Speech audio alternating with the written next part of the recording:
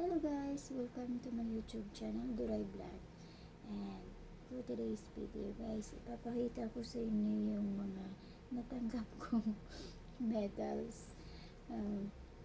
Every laro na, every game as a volleyball player, and I am so grateful kasi may nakaka-appreciate ng laro ko. And ayun, nagpapasalamat na din ako at the same time sa coach and captain na nakakasama ko every game, na sinusuportahan at tinuturuan ako para ipakita ko pa kung ano yung laro ko. And sa mga hindi naniniwala sa kakayanan ko, and thank you pa din kasi kumbaga gagawin ko pa siyang motivation, inspiration para masatisfied kayo sa magiging laro ko, diba? So, yun. Ito guys, binigay to sa akin last year. I think last year, yes. Binigay to sa akin ng Captain Bowl ko sa Perfect Mix Saturday. Kasi, na-appreciate daw niya yung tulong ko sa kanya as a player. Ayan. So, binigyan niya ako ng hindi to sa laro guys, hindi ko to nakuha sa laro, kumbaga appreciation lang from my captain coach, kung ano man yun na na-appreciate niya galing sa akin. So, ipinagpapasalamat ko kasi na-appreciate niya yung mga nagagawa ko, diba? Yun. And this one is best player, UDL One Day League. Ayan. Thank you.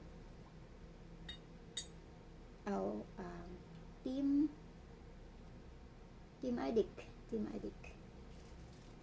Ayan. And the next one is best player ODL for ACOS, July 7, 2024. Partners in Crime in Pahoy Court. Ayan. Thank you so much guys. And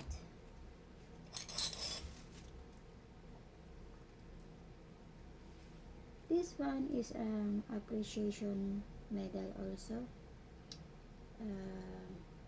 Hindi ko alam kung kailan ko ito nakuha, hindi ko maalala.